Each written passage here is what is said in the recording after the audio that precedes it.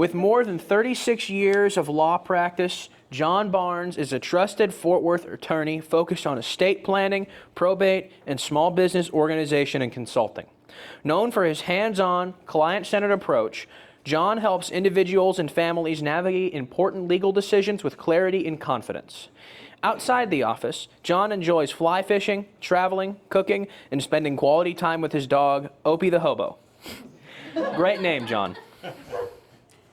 A former leave-aboard sailor on Galveston Bay, he is always looking forward to his next adventure, whether that's exploring a new destination, trying a new recipe, or teaching someone how to fish. John? Thank you.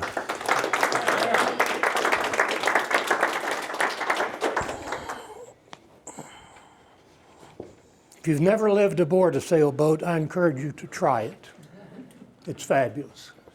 And when I moved back on land, I had a very difficult time falling asleep because my boat rocked me to sleep a little bit every night.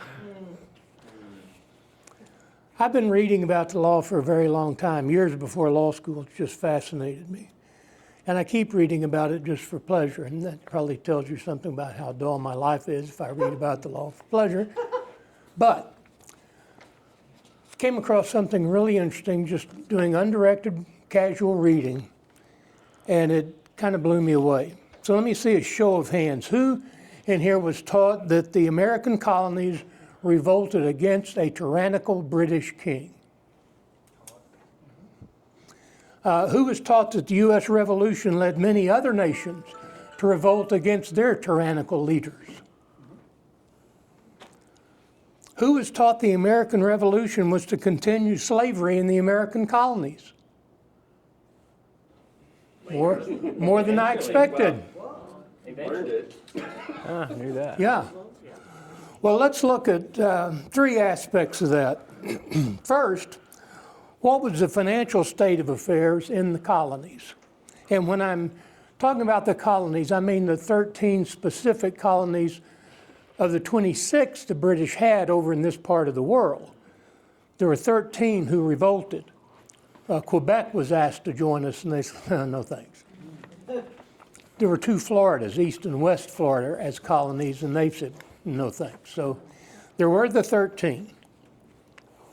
Second one to look at is, what was the day-to-day life like for the average colonial here in the 1760s, 1770s? And third, what huge event happened in the British courts in 1772? So that's the direction we're going today. First, the financial state of affairs in the American colonies was pretty rosy. There was a lot of trade, a lot of trade. We were exporting a lot of stuff that we'd stolen from the indigenous. That was a huge source of wealth. In the great film Cabaret, if you saw that, you may remember the MC in the Kit Kat Club was played by Joel Grey, and he sang that great song, "Money Makes the World Go Round." And then what was it? All the President's Men. Follow the money. Sound advice, isn't it? If you follow the money, and I've been doing that ever since I saw that film, it answers so many questions when you follow the money. The news media sometimes would follow. I'm not sure we have news media now, but that's a whole other story, isn't it?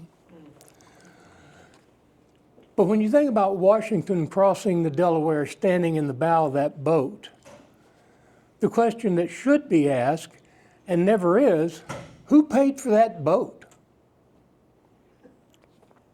How did these colonists decide they were going to revolt against a world power, albeit one in great debt at that time? We'll talk about that a little bit more in a minute. So from our American history, let's have another show of hands about our classes. Who of you remember Thomas Willing? Famous Thomas Willing, right? You know Thomas Willing? I didn't either. Never heard of the guy. He was born in the colonies and went to the Inns of Court where he studied law, returned to Philadelphia, his home, and got engaged in trading. So he was making a lot of money.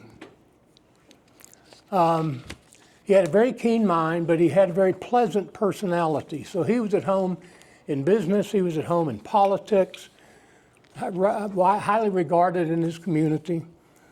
Like Antonio in The Merchant of Venice, Thomas Willing had all his money out on the sea.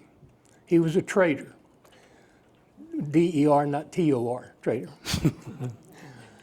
Oh, I guess that depends on who you ask in this period of time, isn't it? But he traded wheat, sugar, rum, and occasionally human beings. Colonial merchants like Mr. Willing would draw up what were, excuse me, bills of exchange. Because when you shipped it, you know, the folks overseas who were buying our goods couldn't wire us the money back. So we created these bills of trade, bills of lading, went by a lot of different names. And it became like a currency. And so you could buy and sell those, waiting for the goods to reach the port and be sold. Now, a problem with that is sailing was it's a hazardous occupation now, but back then it was doubly so. And so many nations had, I forget the name, let's see, I put it in here somewhere so I wouldn't forget it. The privateers, who were pirates, hired by a country, so they flew the flag. They were kind of like mercenary sailors. And they would get paid. They could keep a portion of what they got for the country that was sponsoring them. So great for the privateers, horrible for the shippers. That also led to the growth of what we now call the insurance industry. That's how it began. Ship owners would put money into a pot. And if one of their ships went down, well, they could take out of that pot a percentage of what they lost. So it wouldn't be a total loss. And that has now, we do it with our cars and our homes and everything else, our lives. In one sense, a cold-blooded gambler. Willing was still, by all accounts, a pretty decent human being. And like Warren Buffett, he didn't talk about himself much. We don't know much about him. You know, as rich as Warren Buffett is, about the only thing I know about him personally is when he was still married, his wife complained that Dairy Queen was going under. So he bought Dairy Queen. So his wife would be happy and got a divorce anyway. But he was apparently quite the guy. Still is. He's still alive, although he is just retired. I don't know if you saw that in the press or not. But phrase, no taxation without representation. Does that ring any bells? Yeah. Several. Yeah, and well, the British banks, and therefore along with them the British government, had gone into huge, unimaginable debt because of all these wars they kept fighting. And England and France were at each other's throats all the time. So after all this fighting, around, again, 1772, Britain went into a state of despair financially, much like our own Great Recession not so long ago. So what happens? Well, the mother country turned to its thriving colonies to pay the bills. They had the resources that the UK simply was not big enough to have. So it was like parents turning to their kids. You know, I'm getting old. You need to start taking care of me. Not surprisingly, the colonists were not pleased with that idea. So they started complaining. So we had the Intolerable Acts. You may have heard of that. The Stamp Act, remember that one? And the one that triggered the most press, I guess you could say, was the tea tax. Oh my gosh, everybody just, oh. Be like now, I guess if they taxed our time on our phones, we just wouldn't stand for that.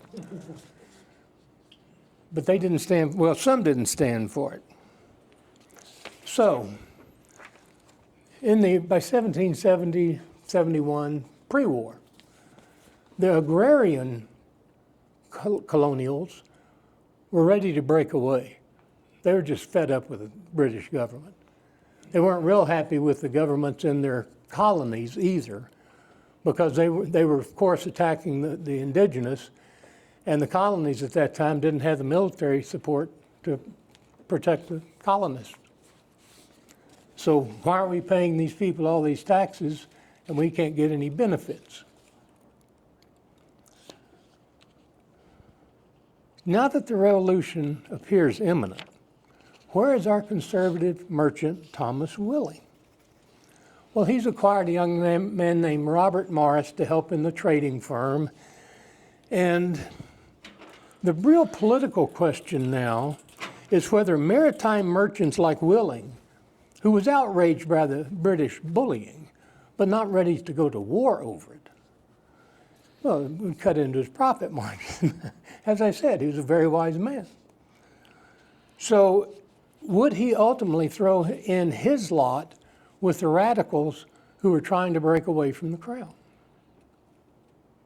Well, he didn't exactly. He was a reluctant delegate to the convention to write the Declaration of Independence, which he voted against.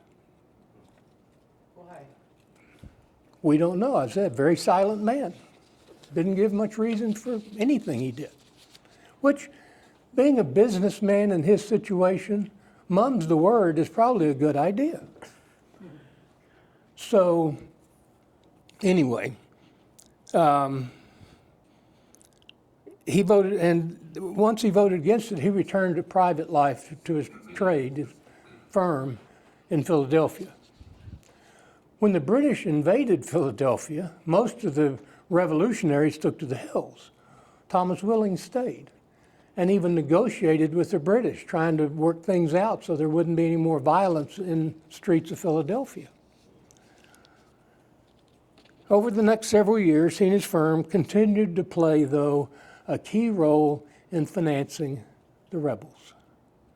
He didn't openly promote them. He took those letters of credit, those shipping letters, and he gave those to George Washington. And Washington would use those to buy weapons and horses and uniforms. And Washington, you know, didn't buy nearly enough boots. Many of the colonials died from gangrene of the feet because their feet were wet all the time. And if you read something, you know, it always looks so glorious in the movies. Those beautiful stallions and the guys riding in, that ain't war. Talk to people who were in the trenches if you want to know what war was like, not the people in the movies. So even though he was playing everything close to the vest, he was supporting the military. And it was enough, and interestingly enough, while these poor soldiers for the colonials were without shoes, they would have somebody in each camp continue to read and reread Thomas Paine's Common Sense. Because Washington realized those guys are putting up so much, they need to remember every day what they're doing this for. What do you expect to get from this? And apparently that was enough because they stayed on board and kept fighting. The colonial merchants, as a group, shared the understanding that the King of France, remember that's Britain's greatest enemy, even if they lost a ship, France would pay them for it. If one of their ships was commandeered, the King of France would pay them for it. That was the understanding, and that's exactly what happened. So the French, and I don't think we were taught enough in my history classes in high school and undergrad, I don't think we were taught nearly enough about why we owe so much of our freedom to the French. I mean, it wasn't just by chance they shipped that big tall statue over here. So, and then there were two realities that favored Thomas Willing's approach to supporting the colonies. The first is a simple fact. In any colonial settings, the colonized lived there. The colonizers don't, at least not in large enough numbers to make a big political impact. So that's why if you don't have enough numbers for politics, what do? You turn to war. So that's what was coming. Benjamin Franklin, polymath as he was, ran the numbers, as he was shown to do, and determined that it cost the crown to kill one colonial soldier. It cost the crown in 1772 20,000 pounds. That's a load of money per soldier. So how enthusiastic, remember Britain's about to go bankrupt. How enthusiastic are they going to be about killing their first cousins who moved to the colonies and being charged 20,000 pounds per soldier killed? I mean, that does not make financial sense, and particularly if you're struggling financially. The second reality was that even if the rebels lost, it was highly unlikely the crown was going to hang the merchants or, maybe the military, but certainly not the merchants. They weren't going to banish them from the colonies. They needed them there to keep that colonial money machine rolling. So it was some danger to support the colonials, but you likely weren't going to face death unless you were carrying a rifle. And Thomas Willing, to my knowledge, never carried a rifle other than to hunt. And if the rebels defeated the crown, those who supported the rebels would become fabulously wealthy. And they did. And of course, a huge segment of that population was already fabulously wealthy. And they got even more wealthy by doing what? Trading human beings as chattel property. We weren't taught much about that. And it was happening every day. So, we've looked at the financial state of affairs. Let's look at the day-to-day life of the typical colonial citizen in the mid-1700s. The founders portrayed themselves as reluctant revolutionaries. Patriots had endured, quote, a long train of abuses and usurpations. That's the way Thomas Jefferson put it in the Declaration. Was that the case?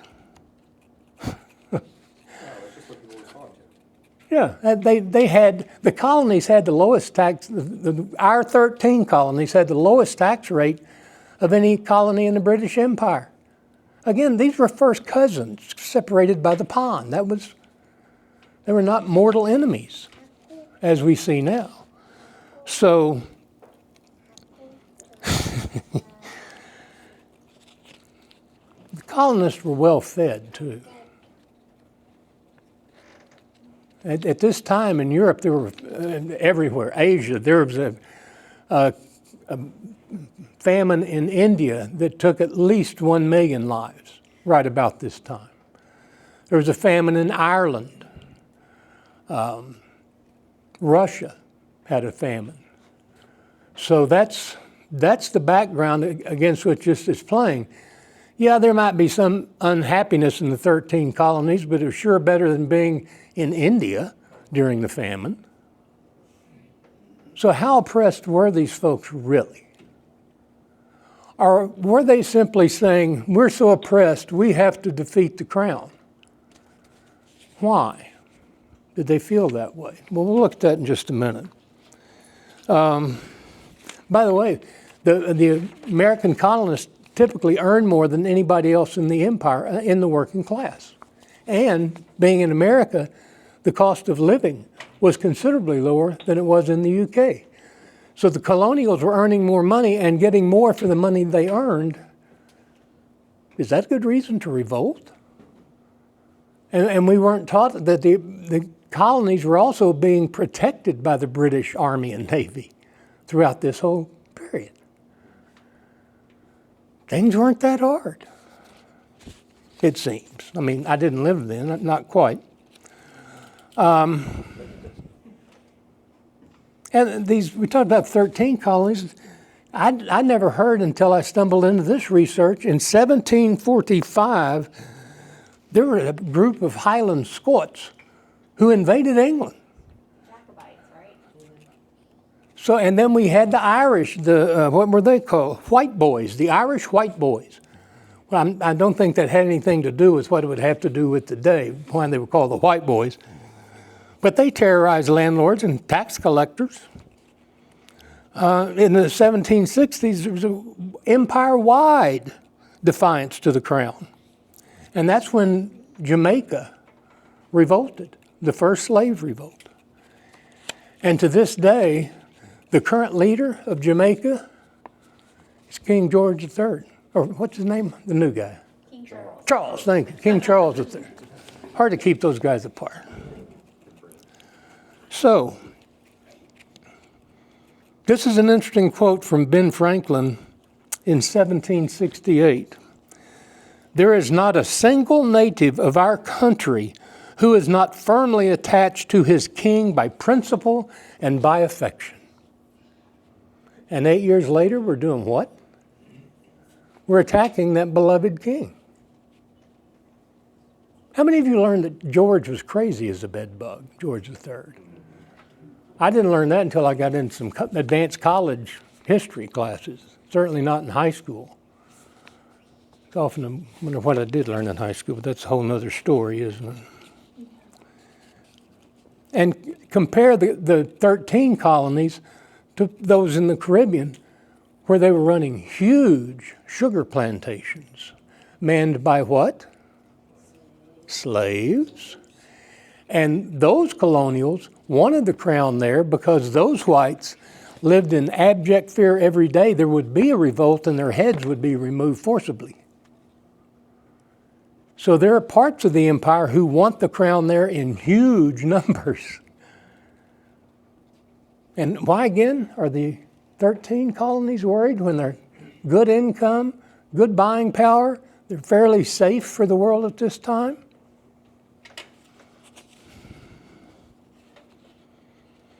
Leads us to the third consideration. What huge legal decision was handed down by what would be the equivalent of the U.S. Supreme Court in England? The King's Court handed down this decision. James Somerset was a slave, sold in slavery at 8, somehow got over to the New World, wound up in Boston. And in Boston, he is purchased by a Brit named Stewart, Charles Stewart, who was a customs officer and traveled frequently from the Massachusetts Bay Colony back to England. So he buys Somerset, takes him to England in about 1769. Things are going okay. Somerset's a good worker, but there's a lot of resistance against slavery in the British Empire right now. A lot. And it's growing. And when I was reading about Somerset, I thought about the lady on the school or the public bus in Alabama. What were the odds that there just happened to be a photographer there on the day that she chose to violate that local law against no blacks on the bus? Oh, no, that was manufactured. Everything was on purpose. Oh, yeah. There was another woman that was Yes. arrested, but she was pregnant, and you couldn't have her be the face of. Well, and she was not only pregnant, she was unmarried. Yeah, yeah, they couldn't have that, so they created the other option. So this lady was very active in the local policy. You got to come sit on the bus. And if you remember that great picture, in the row or two behind her, there's a white guy sitting there, kind of business, suit and tie, as I recall. Got one leg crossed over the other, just kind of watching, and I thought, is he a cop? A federal cop? Was he put there to protect someone in this situation? And I never have found I found some reports, but I'm not convinced either of them are correct. Yeah, he'd be in the front of the bus. So, Somerset is a slave brought to England where there's a lot of resistance to slavery now. So I'm thinking they had people like we had in the Deep South working undercover, trying to get things resolved. And sure enough, that was the case. And so when Somerset ran away from his master in 1771, Stuart had him arrested, had him taken to a ship, the Anne and Mary, which when it sailed was heading to Jamaica, and the captain of the ship was given the orders, when you get to Jamaica, sell Somerset to a plantation owner and get him, I want the money. You get 10%, one of those deals. So there were about 5 lawyers came forward to represent Somerset. And I suspect they had been working with any number of people in ports and city jails and whatnot to find these slaves who are being arrested, locked up. And Somerset presented a pretty good case. I'm sure the people who were against slavery really liked his, because it was not the practice to sell people from England out. It was still okay to bring slaves in, not en masse like they were doing in the colonies. But shipping them away to, no, we're not going to let you do that. So that was kind of in place, that you couldn't sell them into slavery. And that's why the bench quickly granted the writ for habeas corpus and told the captain, you bring the slave to the court, which they did in 1772. And why is this important? Well, for one reason, when the slave got to the court, the judge tried to get the owner, Stewart, to just free the slave and stop all this, because he didn't want the court to get involved in all this. He was against it on moral grounds. But as the highest judge in the land, he had to look at what it was going to mean for the entire nation, the entire kingdom, which he did. And Stewart, who had a bunch of lawyers pop up to pay his legal expenses, just as Somerset had happened. So now you've got all these high-profile lawyers in the courtroom screaming at each other about what to do with Somerset. And the first thing that happened was the court granted the writ of habeas corpus and released Somerset under his own recognizance. No bail. That in itself knocked everybody in the New World and Europe off their knees. I mean, it was just, what? You let a black man prevail over a white man in a court of law? Have you lost your minds? And ultimately, Somerset was freed. And we kind of lose track of him. I think he got married, started a family, continued to live in Britain, near London. But the ruling from the court was, there's nothing in British law that authorizes the purchase and sale of human beings as chattel property. What? And guess who happened to be in England, in London, when this decision was rendered? A very famous American slave owner, Benjamin Franklin. And you know a newsmonger like Benjamin Franklin was going to make sure everybody in America knew what had happened with this decision. Because this meant if you're a crown colony and the crown outlaws slavery, you don't have it anymore. You see how big this decision was? So where they 8 years earlier, they loved the king. And now they revolt. Because if they don't, they lose their slaves. Ain't that a kick in the head? Thank you all so much.